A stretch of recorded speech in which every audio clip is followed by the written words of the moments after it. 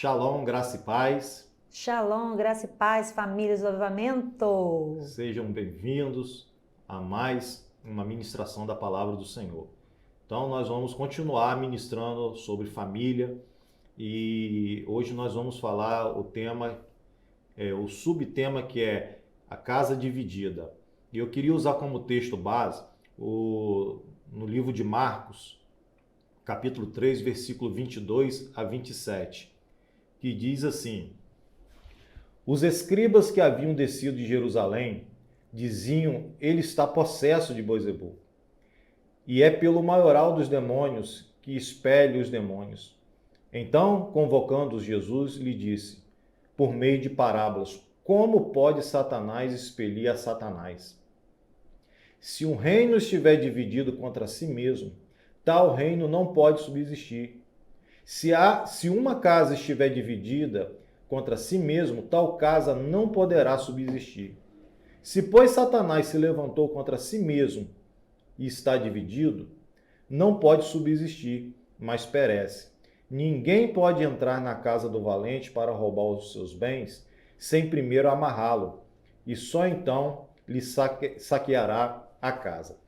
Então, para a gente começar a debater esse assunto da casa dividida, a Bíblia ela expõe um assunto muito interessante, que é a questão da unidade e da divisão. Então aqui a gente vai ver que Jesus ele está sendo acusado de estar em conluio com os demônios. E o argumento que Jesus usa para rebater eles, ele diz assim: se uma casa tiver dividida contra si mesmo, tal casa não poderá subsistir. Ele está dizendo assim, como que pode Satanás ele ir contra ele mesmo?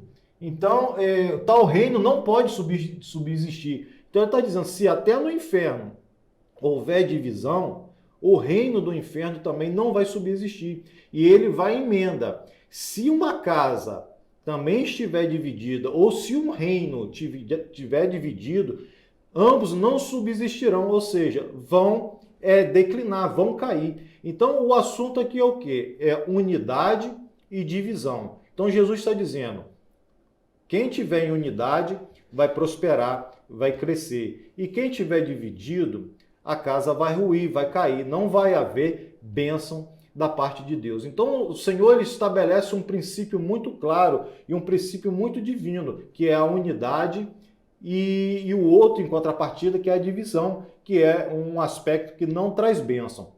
Então, nós vamos explorar essa ideia agora de casa dividida e o que ela significa nos ensinamentos de Jesus e é claro, obviamente, o que a Bíblia diz e essa situação a ser evitada em nossos lares, ou seja, em nossas famílias. Então, a palavra de Deus, através da palavra de Deus, nós vamos receber instrução para que a gente possa evitar essa divisão na nossa casa, na nossa família, para que a nossa família não venha subexistir.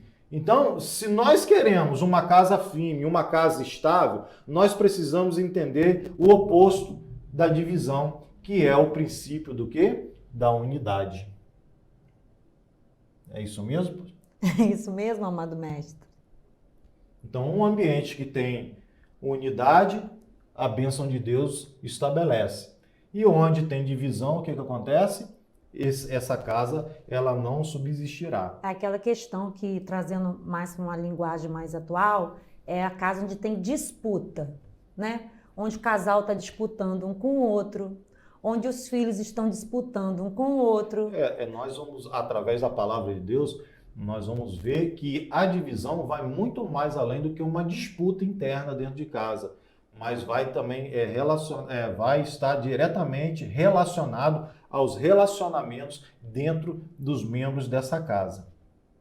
Então, ele está dizendo, Jesus está dizendo que uma casa dividida ela não pode ficar de pé, ela não será estabelecida, ou seja, não se tornará uma casa firme. Se queremos casas firmes e estáveis que permaneçam, precisamos evitar essa divisão e promover o quê? A unidade. Então nós vamos ver a importância dessa unidade.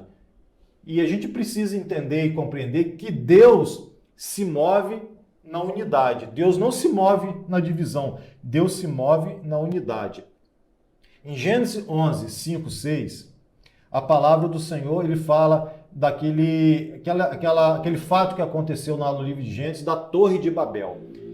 E a gente sabe muito bem a história, que eles começaram a construir uma torre e por causa da unidade deles, o Senhor viu que nada poderia detê-los. Ou seja, era um propósito carnal, não era um propósito divino, porque o propósito de Deus é que eles se multiplicassem e se espalhassem pela terra, mas eles decidiram ficar juntos, se unir para um propósito. E o Senhor viu que, através daquele propósito, da unidade deles, ninguém poderia detê-los naquele propósito. Então a palavra de Deus diz em Gênesis 11, versículos 5 a 6. Então desceu o Senhor para ver a cidade e a torre que os filhos dos homens edificavam. E o Senhor diz: eis que o povo é um, ou seja, unidade. E todos têm a mesma linguagem, unidade.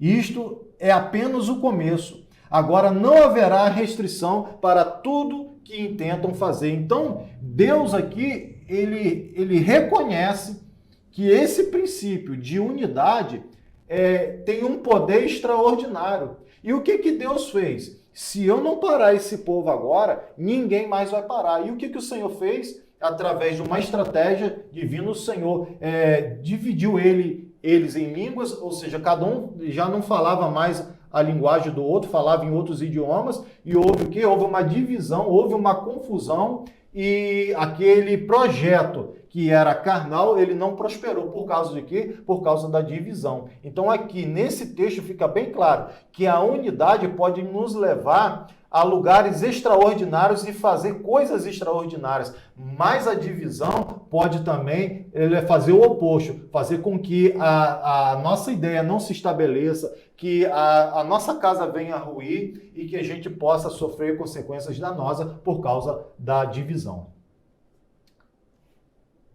Deus, então, ele chega a essa conclusão: se ninguém parar esse povo, não haverá o quê? Limites para eles. Então, a unidade tem o poder de tirar os limites diante de nós e nos levar a realizações extraordinárias. Então, se quando nós nos unimos para um propósito contrário de Deus, já ganha essa força imensa, a pergunta é, se nós se unirmos essa unidade e combinar essa unidade ao propósito de Deus, aonde nós vamos parar? Nós vamos conquistar coisas extraordinárias. Se aquele povo se uniu para fazer aquilo que não era o propósito de Deus e eles ganharam a força, tiveram a força que eles tiveram para fazer o que eles fizeram, imagina se você fizer algo que Deus ele realmente quer que faça e faça em unidade. Nós vamos conquistar e vamos avançar em coisas extraordinárias. Nós vamos experimentar coisas nunca antes vistas. Por causa de quê? Por causa do poder da nossa unidade. Sabe, Fábio, a gente vê falando de unidade, estou ouvindo aqui falando, e você sabe que eu sempre tenho que levantar o seguinte, porque as falas, né, e o que está escrito, por exemplo, nós que estamos dentro de igreja, a gente ouve muito falar em unidade, né? Tem até aquele meme, a hora que eu mais detestava na igreja era a hora da canção da unidade. Você pegou isso, a hora da canção da unidade? Tinha gente que a alma gritava, porque relacionamento zero, mágoa, raiz de amargura, já estava brotando a árvore. Então, mas nós temos que trazer para a prática a seguinte questão, né? E o que então, o que seria essa unidade? Trazer para a nossa realidade, o que é a unidade, afinal de contas? O que é isso? Como viver isso? Né? A Bíblia vai dar resposta para as nossas indagações. E o que a gente precisa entender dentro desse contexto, que a Bíblia diz que a glória de Deus se manifesta em um ambiente de unidade. Aonde há unidade, Deus vai se manifestar. Seja ela por um lado, vamos dizer assim, maligno, Deus vai se manifestar também. Ou vai permitir que aquilo ali aconteça. Mas quando a gente se une para fazer algo benéfico, algo que é favorável ao reino de Deus e algo que Deus ele permite que faça, que tenha a bênção de Deus, é claro que vai haver o quê?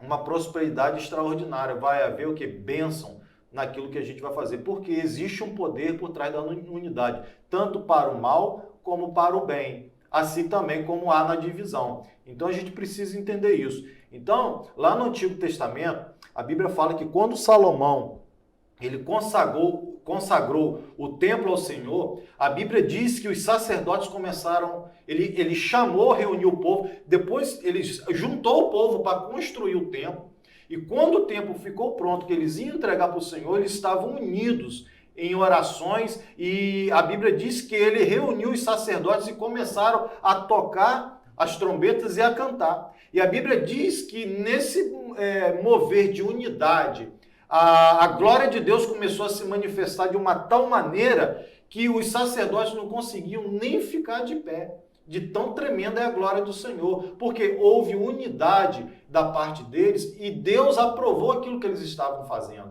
Por causa de quê? Porque eles fizeram aquilo junto, em um só pensamento, em um só propósito. Então, é esse tipo de unidade que o Senhor traz a bênção do Senhor. Então, a Bíblia diz que quando eles se reuniram para cantar, adorar o Senhor, para fazer algo que o Senhor tinha estabelecido para eles, algo que estava no coração deles e o Senhor concordou, a Bíblia diz que a glória do Senhor desceu de uma tal maneira que aqueles que estavam no lugar não conseguiram ficar de pé, de tão tamanha era a glória de Deus. Não apenas só por causa da oração e porque eles cantavam, é porque eles estavam reunidos juntos.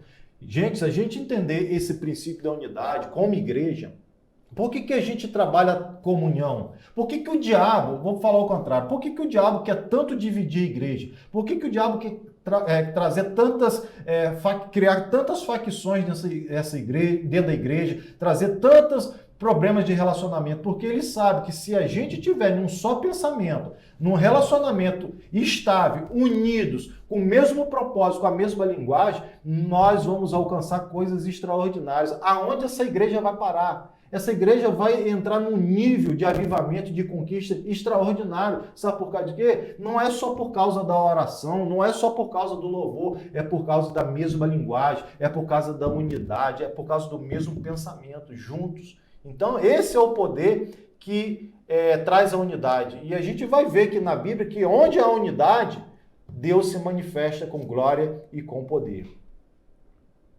No Novo Testamento, nós também temos relatos de manifestação da glória de Deus em ambiente de unidade. Está descrito em Atos 1:14, que é o momento em que o Espírito Santo, que é denominado o dia de Pentecostes, no qual o Espírito Santo desce e há uma manifestação poderosa da parte de Deus sobre a vida daqueles que estavam ali reunidos. Então, Atos 1:14 fala o seguinte: todos estes perseveraram unânimes, ou seja, em unidade, perseveravam juntos, em um só pensamento, em um só propósito, em oração, com as mulheres, com Maria e a mãe de Jesus e com todos os irmãos dele, ou seja, estavam todos reunidos em um só pensamento, em um só propósito, em oração. Qual foi o resultado dessa unidade? Porque não é só apenas orar, porque quando eu oro sozinho, eu tenho um resultado, mas quando eu oro em unidade com outras pessoas, com uma igreja concordando, é o que Jesus disse para Pedro: olha, Pedro, eu vou dar poder a essa igreja que eu vou estabelecer a partir de você. As portas do inferno não prevalecerão sobre a vida da igreja, ou seja, de unidade de todos. Te darei chaves que abrirão e fecharão portas. O que Deus estava falando? Poder. Quando vocês estiverem juntos para fazer algo como igreja, eu vou derramar poder sobre a vida de vocês e ninguém vai poder parar vocês. Era isso que o Senhor estava falando. Então, quando eles começaram a orar, qual foi o resultado dessa unidade que está descrito aqui em Atos 1:14? Agora nós vamos para Atos 2, versículo 2 e 4. Atos capítulo 2, versículo 2 e 4. Qual foi o resultado dessa unidade? E a Bíblia diz: e de repente veio do céu um som, como um vento impetuoso, e encheu toda a casa onde estavam assentados. E apareceram distribuídas entre eles línguas como de fogo, e passou um sobre cada um deles. Todos ficaram cheios do Espírito Santo e passaram a falar outras línguas, segundo o Espírito lhe concedia que falasse. Ou seja, por causa da unidade, houve uma manifestação poderosa da parte do Espírito Santo sobre a vida daqueles que estavam ali juntos, em um só pensamento, em uma só unidade. Então aqui nós vamos vendo na Bíblia relatos que a manifestação de Deus, ela se dá em um ambiente de quê? Unidade. Porque, como a Bíblia diz da unidade da igreja, estavam reunidos no mesmo lugar, mas essa unidade não é estar só fisicamente. Unânimes quer dizer também no mesmo pensamento, ligados. Qual o pensamento que nos une? Que nós não somos, unidade não são pessoas iguais, são pessoas unidas pelo mesmo pensamento, o pensamento de Cristo, a mente de Cristo, né? Unidos em Esse Cristo. é o pensamento. Não, porque às vezes as pessoas, por isso que tem que ir a fundo. Eu me reúno, eu vou na oração, mas às vezes as pessoas estão reunidas, mas os corações estão distantes. Estão distantes. Então, né, é muito mais do que uma aparência. Para ter esse efeito poderoso no mundo do espírito, tem que estar unido, né, no mesmo pensamento, a mesma coisa família.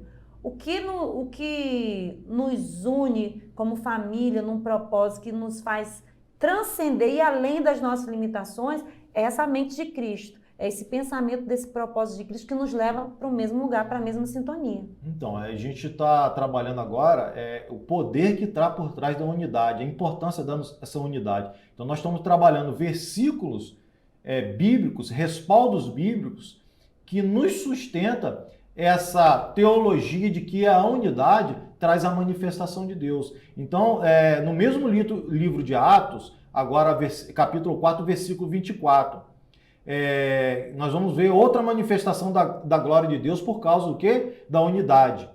Atos 4, versículo 24. Ouvindo isto, unânimes, mais uma vez a palavra unânimes, quer dizer o quê? Unidos, em um só pensamento, em um só espírito. Ouvindo isso, unânimes, levantaram a voz a Deus e disseram: Tu, soberano Senhor, que fizeste os céus e a terra e o mar e tudo o que nelas há. Então a gente vai ver que um ambiente de unidade, a glória do Senhor manifesta. Agora vamos ver o resultado dessa unidade em oração, que agora vamos para o finalzinho do capítulo 4, que está lá no versículo 31. Nós falamos do versículo 24, agora vamos ver o efeito dessa unidade. Versículo 31 agora.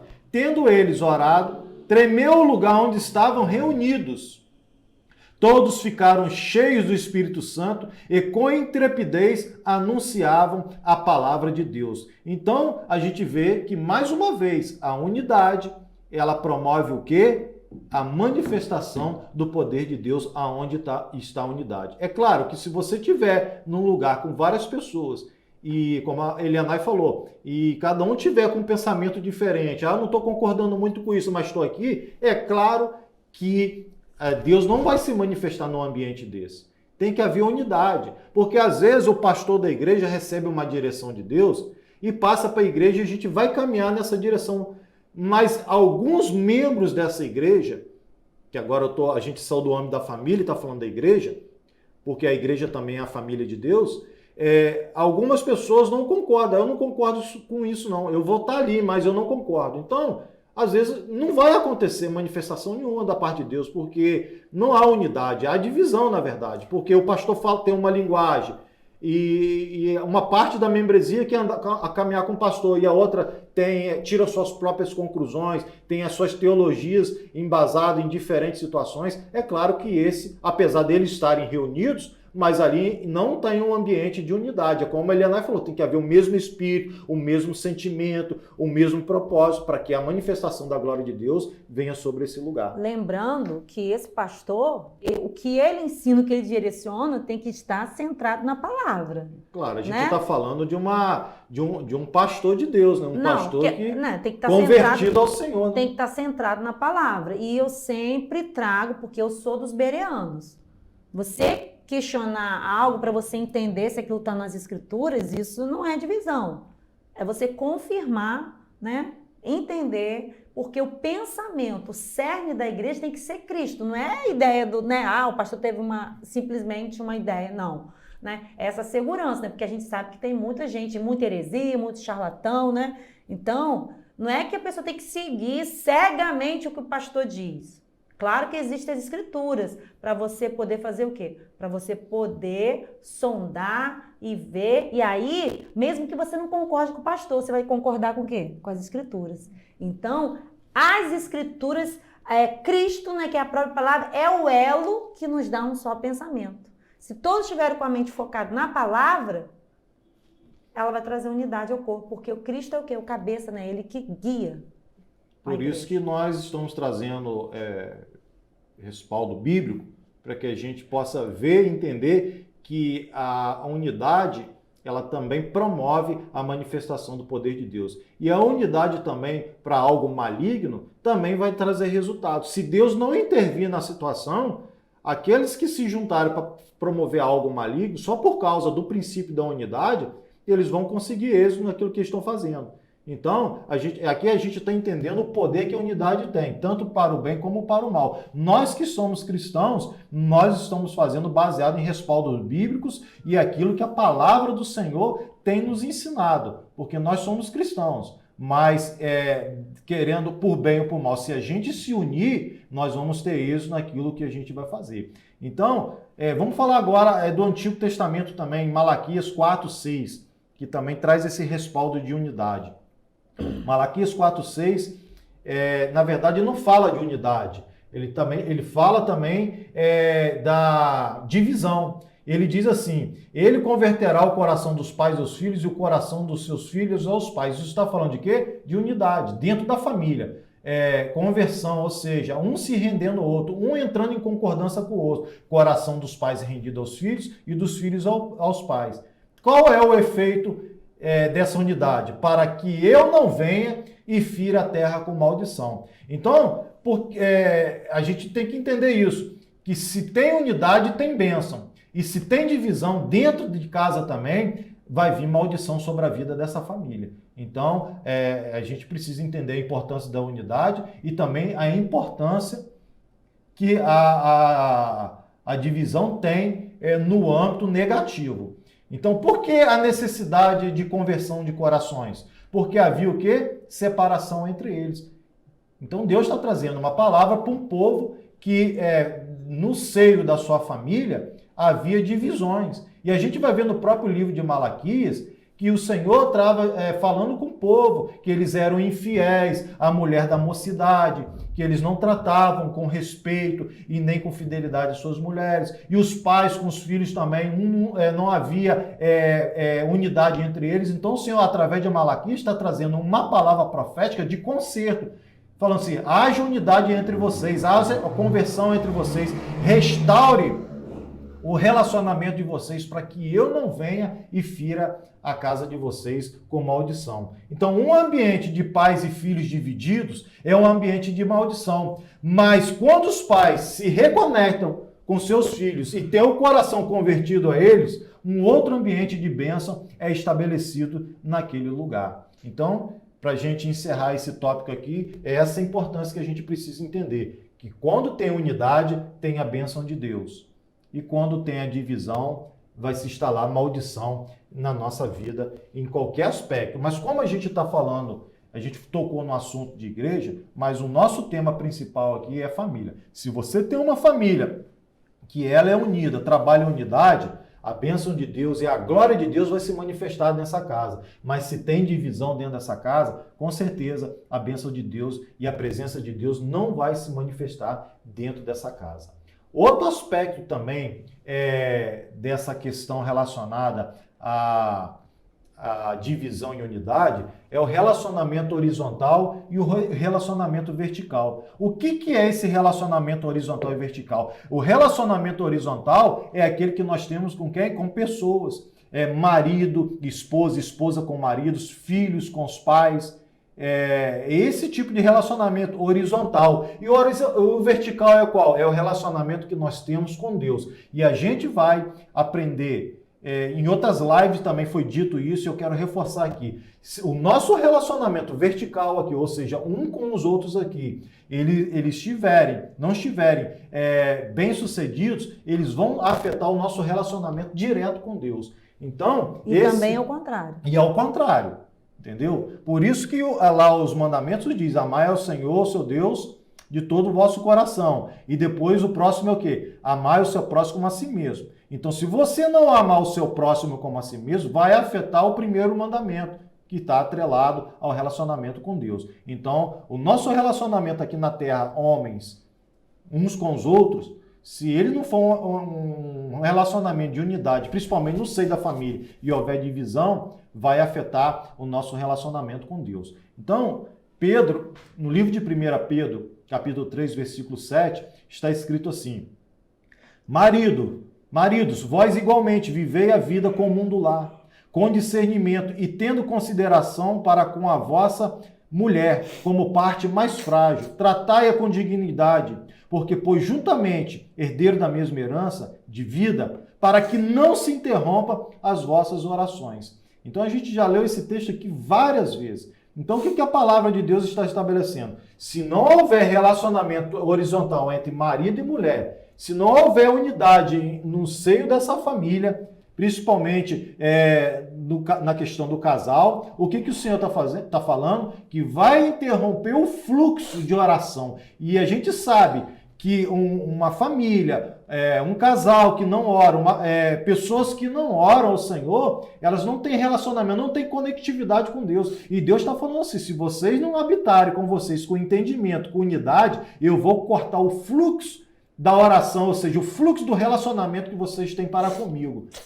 Então, isso para a gente é uma tragédia. Deus deixar de ouvir a nossa oração, Deus não responder às nossas orações, simplesmente porque há divisão no nosso relacionamento dentro da nossa casa. Então, a gente precisa entender isso. Isso é o relacionamento horizontal que vai afetar o nosso relacionamento vertical com o Senhor. Eu gosto muito desse texto quando ele fala, eu já falei aqui também, maridos tenham uma vida, vivei a vida comum do lar, né? Porque tem homem que chega em casa e a vida comum do lar é o quê? Uma mulher que vive isso, sabe o que é? É bagunça, é criança correndo, é comida que tem que fazer, é roupa que tem que lavar. Isso. Tem homem que chega em casa, ele se coloca a parte daquilo tudo, senta no trono dele, que é um sofá. Não sou eu, né? Não, olha só, eu falei, tem homem, gente. Porque você fica olhando para mim de tal maneira que as pessoas... O único, olha só, eu tô olhando para ele o tempo todo. Olha, eu falo, tem homem, ele sabe disso. Eu lavo a louça, eu faço comida aqui em casa, eu cuido bem dos meus filhos, da minha esposa. É o que a Bíblia está dizendo. O homem, porque às vezes o cara vai falar assim, a vida comum do lar é essa vida aí, essa vida corrida, é a bagunça, é não sei o quê, que o homem deve participar dessa vida comum com discernimento. Ele tem que discernir isso, né? É claro que hoje a gente já tem aí uma geração, né, de homens que eles participam bem mais da vida do lar.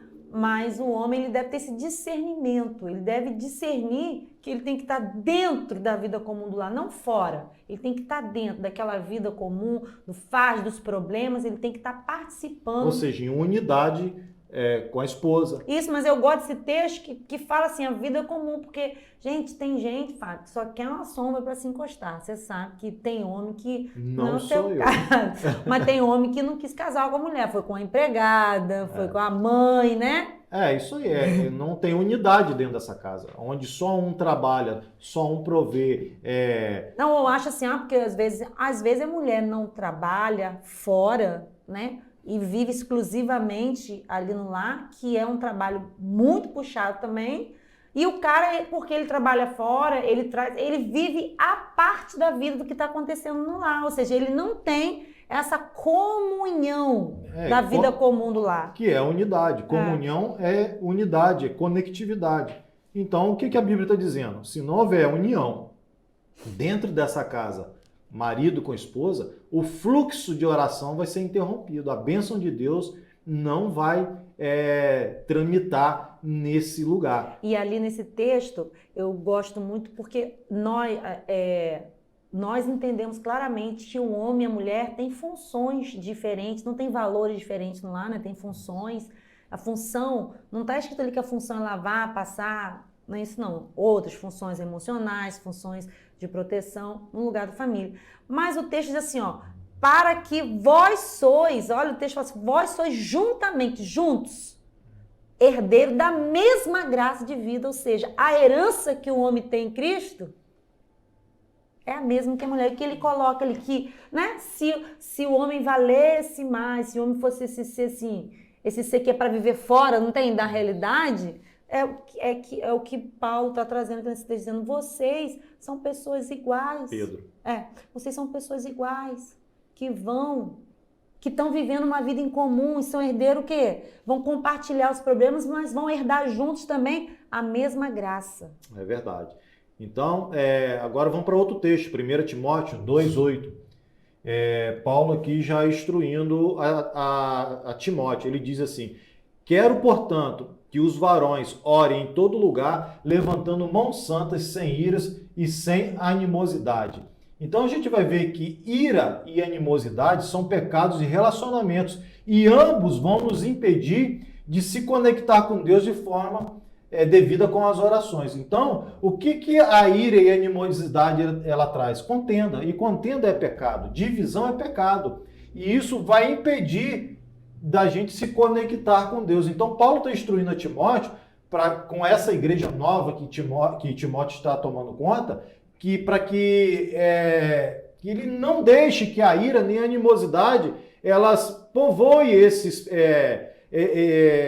essas pessoas que estão naquele lugar, porque isso vai atrapalhar o relacionamento diretamente com Deus. E isso é uma coisa que a gente precisa vigiar, porque a ira, a gente sabe, a ira é o prenúncio de um pecado, porque você pode se irar, mas não pecar, mas na maioria das vezes a gente ira e peca, e com isso a gente vai trazer uma divisão no meio dos nossos relacionamentos e vai impedir que o fluxo da graça e da oração ao Senhor seja interrompido. Então, a divisão ela nunca é saudável nos relacionamentos. A unidade promove a bênção de Deus e traz bênção para os relacionamentos que promovem essa unidade. Então, a gente precisa se atentar a isso. Aonde há unidade, há a manifestação do poder e da glória de Deus. Então, outra coisa que Jesus também nos ensinou e que vai atrapalhar o nosso relacionamento com o Pai é o perdão. Outro problema também que a gente precisa resolver nos nossos relacionamentos. A falta de perdão. A falta de perdão. Então, a falta de perdão também vai influenciar no nosso relacionamento com Deus. Em Mateus 6,14, a palavra diz o seguinte, porque se perdoardes aos homens as suas ofensas, também o vosso Pai Celeste vos perdoará. Se, porém, não perdoares aos homens as suas ofensas, tampouco o Pai vos perdoará as vossas ofensas. Então, o que o Senhor está falando? Se houver unidade entre vocês, se houver cumplicidade de honra, se um perdoar o outro, aí ele diz, aí o Pai também perdoará os vossos pecados. Mas, caso contrário, vocês decidam a não perdoar uns aos outros, tampouco o Pai que está no céu perdoará os vossos pecados. Então está falando aqui que onde há unidade, e o perdão promove essa unidade, a bênção de Deus vai se manifestar. E onde tem divisão que é causada por causa da falta do perdão, vai se cessar a bênção de Deus, ou seja, ele vai até mais profundo, que o Senhor não vai nem perdoar as nossas ofensas. Então a gente precisa entender a importância que tem isso. A falta do perdão promove essa divisão. E o perdão promove a unidade. Por isso que o Senhor bate sempre nessa tecla, perdoe uns aos outros. Porque se você não perdoar as pessoas que estão ao seu lado, o Senhor também vai interromper o fluxo da graça na sua vida. Meu irmão, um casamento ele só subsiste, um casamento só existe, na verdade, por causa do perdão. Porque são duas pessoas diferentes convivendo debaixo do mesmo teto. Criação diferente, culturas diferentes. E se não houver perdão, se não houver entendimento, esse casamento não vai muito longe. Então tem que haver unidade. O perdão promove essa unidade. Em Mateus 5, 23 e 24 também está escrito assim: Se, pois, ao trazeres ao altar a tua oferta e ali lembrar que o teu irmão tem alguma coisa contra ti, está falando de quê? Divisão. Tem alguma coisa contra ti, está falando o quê? Que tem uma divisão ali. Deixa perante o altar a sua oferta, vai primeiro reconciliar-se com teu irmão, fala de quê? Vai lá, unidade com ele, vai ter unidade, comunhão com ele, então voltando traz a tua oferta. O que o Senhor está ensinando aqui? Que o princípio da unidade através do perdão, ele é mais importante do que levar a oferta ao altar ao Senhor. Para você entender como que é importante esse princípio do perdão que promove a unidade. Efésios 4, 26 a 27. Irai-vos e não pequeis. Não se ponha o sol sobre a vossa ira, nem deis lugar ao diabo. Então, esse não se pôr o sol sobre a vossa ira, o que isso significa? É que se você tiver algum problema de relacionamento, a gente fala treta, se você tiver alguma treta com o teu irmão ou com a tua esposa, resolve isso. Não deixe de resolver o problema no dia seguinte. Uma das coisas que no meu relacionamento com Elianai, nosso casamento, que a gente veio trabalhando ao longo dos anos, porque no início não era assim, é que toda vez que a gente tinha um problema, uma desavença, uma discussão, principalmente da minha parte, levava dias para a gente resolver aquele problema, que às vezes semanas, meses com aquele problema e não resolvia. E depois que a gente foi ganhando maturidade, ficamos mais embasados e alicerçados na palavra do Senhor, nós começamos o quê? Quando nós deixamos de ter problema no nosso relacionamento, nós deixamos de ter as nossas desavenças em alguns assuntos?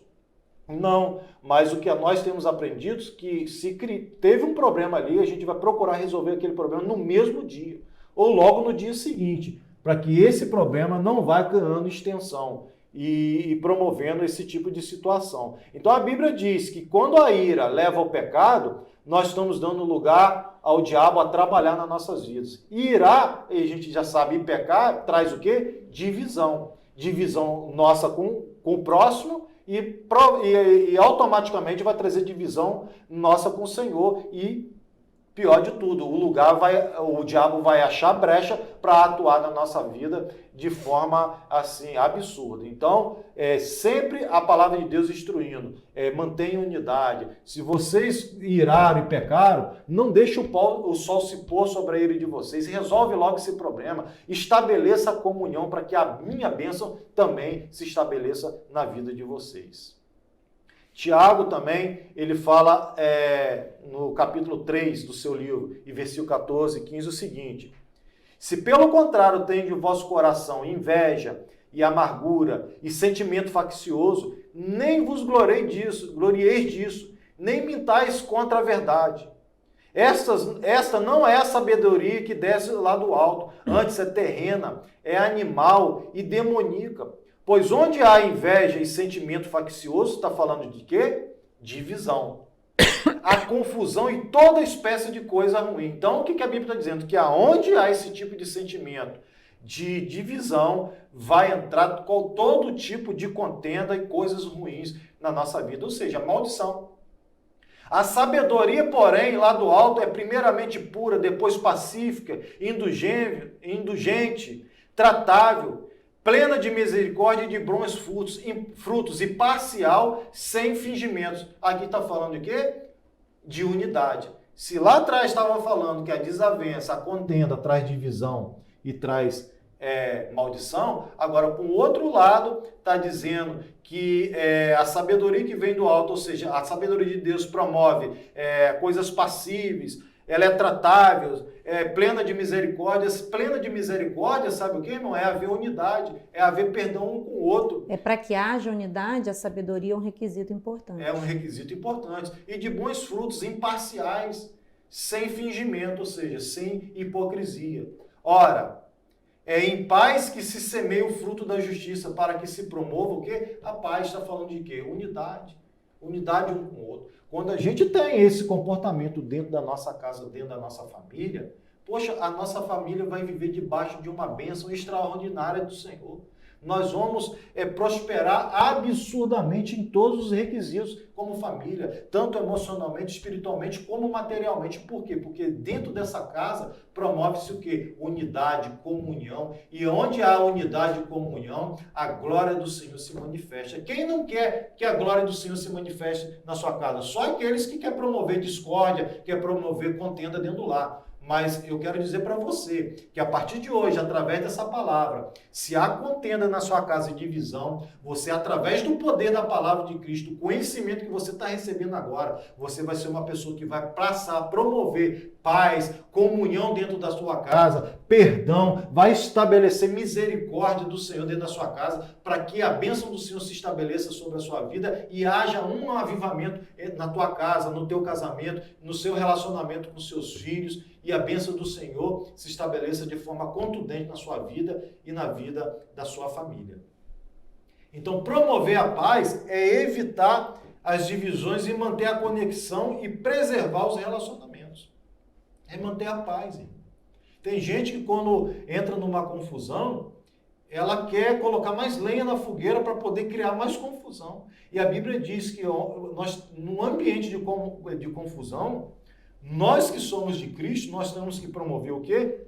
A paz. E a paz automaticamente é o quê? É unidade, trazer para perto. Não é bem assim. Vem cá, vamos resolver isso aqui. Nós temos as nossas diferenças, mas vamos lutar para que a gente mantenha unido em um só pensamento, em uma só convicção, para que Deus estabeleça a sua bênção.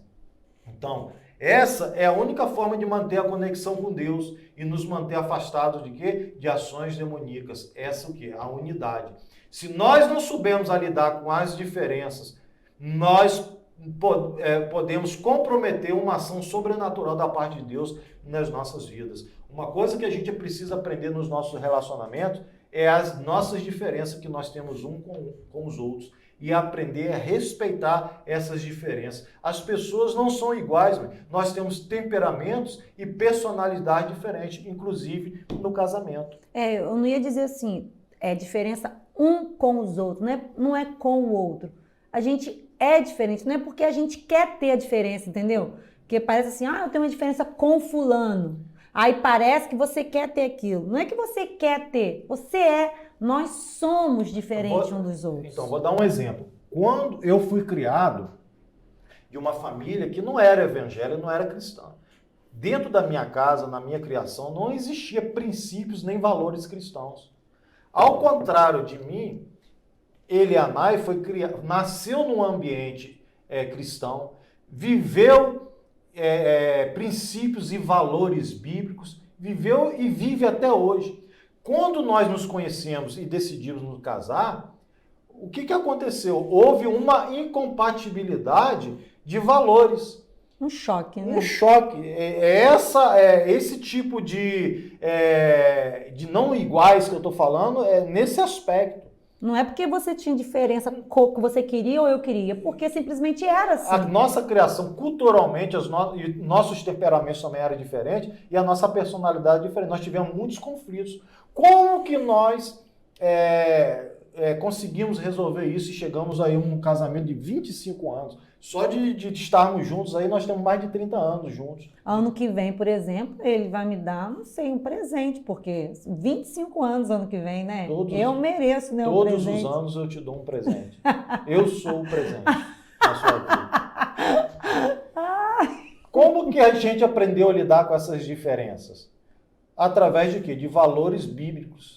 Através da palavra do Senhor. Isso é o que é fé. É você acreditar que a palavra de Deus pode promover bênção na vida daqueles que obedecem. Foi isso que nós decidimos fazer. E o nosso casamento, no dia que nós entendemos isso, porque em unidade, e começamos a aplicar isso no nosso relacionamento, a bênção de Deus se estabeleceu na nossa vida e nós vamos prosperar. E hoje aí nós vamos fazer 25 anos, nós estamos com 25 anos de casado, vamos fazer 30, 40, 50 e vamos até o dia que o Senhor quiser. A gente indo pra praia, né?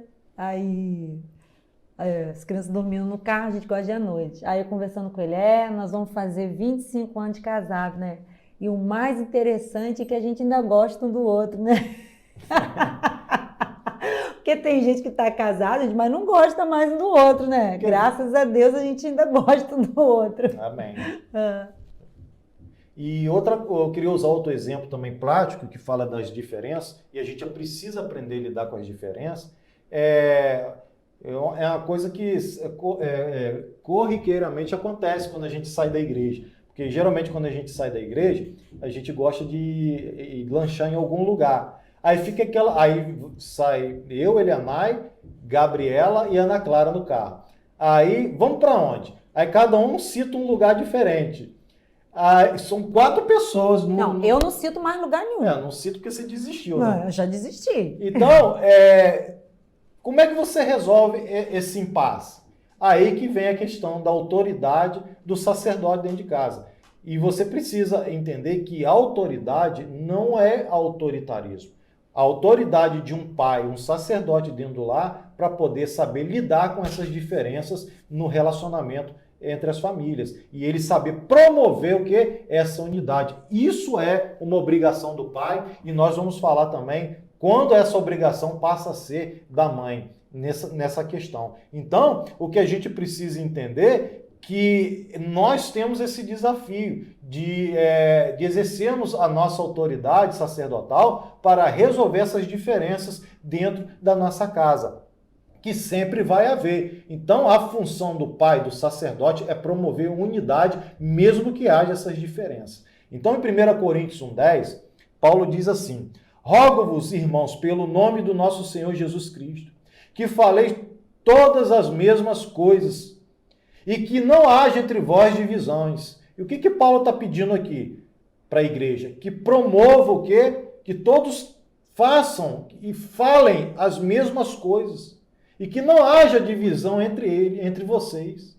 Antes, sejais inteiramente o quê? Unidos, na mesma disposição mental e no mesmo proceder. Então, o que Paulo está falando? Que um ambiente tem que haver unidade nas coisas que falam, ou seja, que estejam unidos e a mesma disposição mental e no mesmo parecer. Como é que você organiza isso dentro de um contexto familiar, fazendo que todo mundo, mesmo com as suas sendo diferentes uns dos outros, você promove essa unidade? Então, quando nós aprendermos que a melhor forma de lidar com as diferenças é concordar com aquilo que é básico, que se fale para que se sinta em termos de propósito, isso precisa partir da liderança familiar, e essas coisas vão começar o quê? A fazer sentido. É aquele caso que eu falei, nós estávamos no carro, cada um decidiu para ir para um lugar. Alguém tem que tomar a decisão que não vá criar contenda naquela situação, mas vai criar, que vai estabelecer uma unidade e vai trazer uma paz. Nem que na hora a gente fale assim, olha, vamos fazer o seguinte, cada um aqui quer um lugar diferente, então vamos fazer o seguinte, cada semana nós vamos num lugar que um queira, tá bom? Hoje, para começar, vamos no lugar que eu quero. Então, é assim que a gente começa. A gente se une naquilo que a gente precisa se unir. Naquilo que é periférico, não é importante, cada um pode ter. Qual era o propósito? A gente queria sair para lanchar, porque a gente precisa ter lazer, se divertir, estar junto. Então, qual era o propósito? Sair para lanchar. E a gente precisava estar junto. Qual foi o problema? Que cada um queria ir para um lugar. Então, nessa hora, o sacerdote estabelece a autoridade que Deus deu como sacerdote, não autoritarismo, para decidir de forma pacífica e resolver essa problemática e trazer unidade e felicidade em prol de um propósito. No final vai acontecer o quê? Todo mundo vai lanchar e vai sair feliz e vai para casa tranquilamente, sem nenhum problema. Isso é quando se estabelece a unidade. Quando tem criança pequena, eles sempre arrumam um problema no final, nunca está satisfeito. Mas a gente faz o quê? A gente vai ensinando a criança até ela se adaptar. Mas criança é assim mesmo. Você leva, você faz tudo e no final ela arruma um problema, ela chora. São essas coisas mínimas que a gente precisa entender e tratar, que nós somos diferentes e nós precisamos promover esse tipo de paz. É o que Paulo está aqui pedindo à igreja de Coríntios. Ele fala, rogo-vos, irmãos, pelo nome do nosso Senhor Jesus Cristo. Se fosse eu que estivesse falando, eu falo assim, irmãos, pelo amor de Deus, que faleis todos as mesmas coisas, e que não haja entre vós divisões, antes sejais inteiramente unidos na mesma disposição mental e no mesmo proceder. Então, Paulo está rogando, ele está implorando, ele está clamando ao povo. Pensem junto, andem junto em um só propósito, fale as mesmas coisas, para que a bênção de Deus estabeleça. Então, Deus no livro de Gênesis, ele também começa a dizer por que ele escolheu Abraão. Gênesis 18, 19.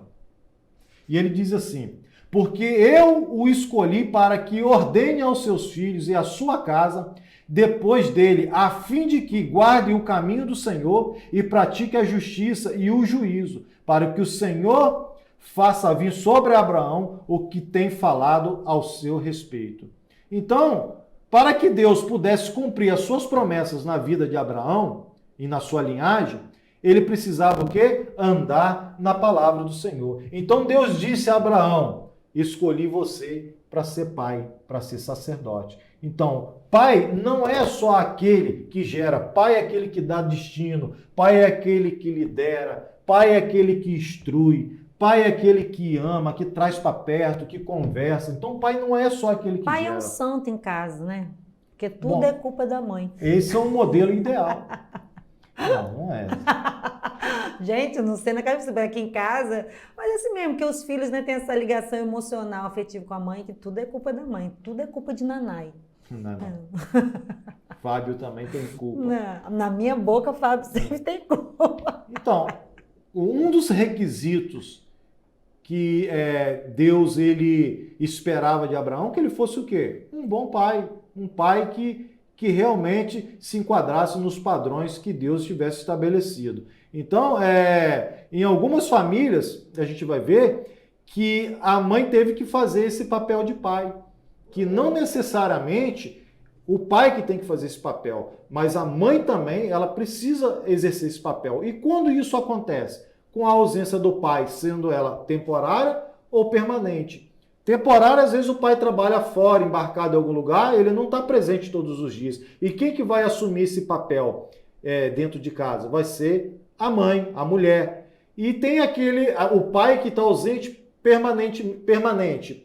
Por quê? Às vezes... motivos diversos, né? Faleceu, ou houve divórcio, alguma coisa assim parecida. Ou abandono mesmo. Ou abandono, entendeu? Então, nesse caso, não necessariamente é o pai que exerce esse papel de autoridade sacerdotal, mas na ausência do pai, a mãe também... Mamãe, avó, ela avô, exerce, né? esse papel. E interessante que você falou, avô, nós vamos falar de uma avó aqui. Que é a palavra da respaldo. A palavra da respaldo. Duas mulheres. 2 Timóteo 1,5. Paulo instruindo a Timóteo. Pela recordação que guardo da tua fé sem fingimento, a mesma que primeiramente habitou em tua avó e em tua mãe Eunice, eu estou certo que há também em ti. Veja só, Paulo não mencionou nem o pai, nem o avô, mas mencionou o quê? A avó e a mãe de Timóteo. Porque na formação religiosa dele, teve a influência foi as mulheres. Mas por que o pai não participou dessa formação? Está lá em Atos 6, 16, 1. E a palavra do Senhor diz assim: chegou também em Derbe e Listra, e havia ali um discípulo chamado Timóteo. Nós fizemos o caminho inverso, nós voltamos agora. Filho de uma judia, ou seja, crente, mas o pai era grego, ou seja, um gentio. Então a gente vai ver ali que a mãe de Timóteo era uma mulher crente, a Bíblia faz... Que fala de famílias que as mulheres são cristãs e os homens não são. Além dela ser judia, ela era crente. Então Paulo faz a Bíblia faz essa afirmação aqui. Mas o pai era o grego, ou seja, um gentio. Provavelmente não praticava religião. Não praticava valores bíblicos cristãos dentro da família.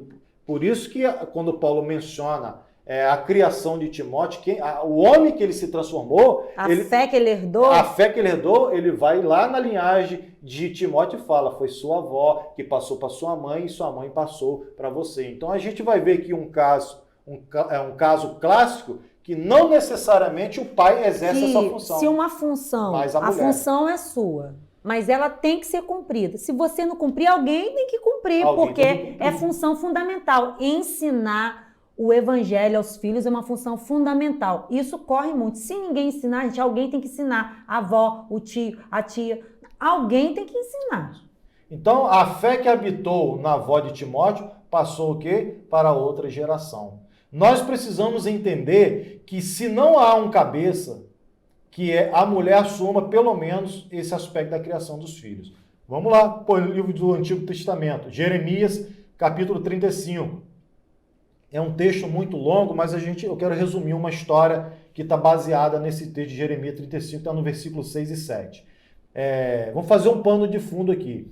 Então, Jeremias vai até a casa de Recabe, que era um dos filhos de Jonadab. Vai convidar eles para ir até o templo tomar vinho dentro do templo. E pela surpresa de Jeremias, quando eles chegam no templo, eles declinam, eles se recusam a tomar vinho no templo com Jeremias. Ou seja, o Senhor tinha mandado eles à casa de Recabe, filho de Jonadab, para chamá-los para tomar vinho. Ou seja, foi o Senhor que chamou eles para tomar vinho dentro da casa do Senhor, dentro do tabernáculo. Só que eles tinham voto nazireu. Isso, e ele reclinou. Aí, o que acontece?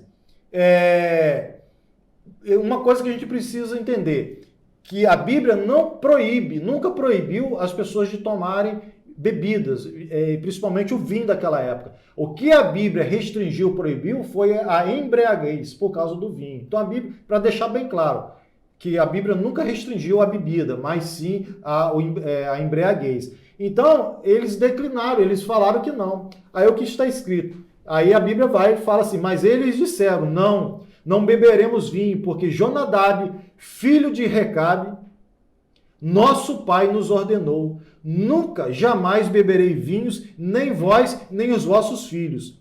Não edificarei casas, não farei sementeiras, não plantareis, nem possuireis vinho alguma, nem habitareis em tendas todos os vossos dias, para que vivais muitos dias sobre a terra em que vives peregrinando. Ou seja, eles declinaram uma questão que eles foram convidados a fazer. Então, essas ordens não eram, que eles receberam, não eram ordens divinas, eram ordens do seu pai, ou seja, de geração para geração foram passados para eles. Então, eram ordens de seus pais, mas eles decidiram, geração após ano, fazer o quê? Guardarem aquilo. Aí, Deus ficou ressentido com aquilo. Eu acredito que quando Jeremias convidou eles falaram na cara de Jeremias, nós não queremos. É porque eles eram levitas, né? Aí os levitas, eles não poderiam, eles tinham que manter isso, edificar casas. Você imagina Jeremias oferecendo vinho, eles na casa do Senhor dizendo não. Porque talvez Jeremias não soubesse, né? Que eles eu te pergunto, você acha que Deus ficou ressentido com isso? É claro que não. E vamos ver o resultado dessa obediência. Olha o que Deus disse em Jeremias 35, 18, 19. A casa dos recabitas disse Jeremias, assim diz o Senhor dos Exércitos, o Deus de Israel, pois que obedeceste os mandamentos de Jonadab. Quem era Jonadab? O pai deles. Vosso pai, e guardaste todos os seus preceitos, e tudo fizeste segundo vos ordenou. Por isso, assim diz o Senhor dos Exércitos, o Deus de Israel, nunca faltará homem a Jonadab, filho de Recabe, que estejam na minha presença. Gente, olha só que coisa magnífica. Deus respeitou um princípio de autoridade do pai, porque o pai deles estabeleceu esse princípio, eles estavam fazendo em respeito a uma ordenança do pai deles, e Deus se agradou com aquilo. Mas Deus, na verdade, estava mandando um recado para Israel, que se os filhos desses homens estavam honrando os seus pais, estavam honrando os preceitos dos seus pais, estavam obedecendo os seus pais, honrando os seus pais, é isso, Israel, que eu espero de vocês, que vocês me obedeçam como Senhor de vocês. Na verdade, isso está escrito, na verdade, para uma advertência a Israel. Filhos que honram aos seus pais estão honrando ao Senhor, é um princípio bíblico. Então, por isso que a figura do pai, ela é uma figura do próprio Deus. Do próprio Deus. Então, quando os filhos respeitam os seus pais, eles estão respeitando quem? O próprio Deus, e Deus se agrada disso, e Deus não vai interferir nisso. Por quê? Há uma cumplicidade de honra. Que Deus, ele na verdade nos ajude a entender que a unidade, ela não é automática, ela está atrelada o quê? Ao governo do lar. Então a gente precisa compreender isso. E é essa mensagem que a gente está querendo passar para vocês. Que a unidade, ela promove a bênção de Deus sobre a nossa casa. Então nós vemos aqui filhos que honraram seus pais e Deus estabeleceu a bênção sobre a vida deles e disse que eles habitariam na casa do Senhor. Ou seja, serviria ao Senhor ali até os dias que eles tivessem viúvos. Então é a bênção do Senhor estabelecida. Então só para a gente resumir, uma casa dividida, ela não subsiste, ela vai o quê? Vai ruir. Primeiro ponto, foi isso que nós tratamos. Segundo ponto, uma casa que tem união, ou seja, é unida, ela atrai o quê? A glória do Senhor para dentro dessa casa. Mas existem dois aspectos para isso. Deus se move nessa unidade e a gente precisa entender isso. E o relacionamento vertical, que é o relacionamento nós uns com os outros, ele está atrelado ao quê? Ele afeta diretamente o relacionamento horizontal. Então, e o terceiro ponto, as diferenças não se resolvem de forma espontânea, mas debaixo de um governo e liderança e de exercício de uma autoridade sadia. O que nós observamos aqui? Que a unidade, ela não é algo que é natural, ela tem que ser estabelecida, tem que haver governo, tem que haver liderança e do exercício de uma autoridade sadia para que Deus estabeleça o seu governo nessa casa e a tua bênção. Em vez de ter uma casa dividida, fadada ao fracasso, tenhamos uma casa unida onde a glória e o poder de Deus se manifestem. Que essa palavra ela possa entrar no teu coração. A Bíblia diz que aqueles que ouvem a minha palavra, o próprio Jesus falando, aqueles que ouvem as minhas palavras e as praticam, é como um homem que constrói a sua casa sobre um alicerce, sobre uma rocha. Vai vir o vento, vai vir a chuva, vai vir a tempestade, vai se dar contra essa casa. Mas essa casa não vai ruir. Sabe por causa de quê? Porque dentro dessa casa existem pessoas que ouvem a palavra do Senhor e a praticam. E dentro dessa casa há unidade. Há um só falar, um só pensamento, onde o Senhor reina, onde a bênção do Senhor progride dentro dessa casa. Então, onde há a unidade do Senhor, consequentemente, vai haver a manifestação da glória do Senhor, não só na vida do marido, mas na vida da esposa, na vida dos filhos. E essa casa vai viver um verdadeiramente manancial de bênção na sua vida. Amém. Que o Senhor possa abençoar a você e a sua casa e você possa ter esse entendimento de unidade. Que a partir de hoje você possa ser um promovedor de unidade de Deus na sua casa. E viva tempos maravilhosos do Senhor na vida da sua família. Que Deus abençoe a todos, em nome de Jesus.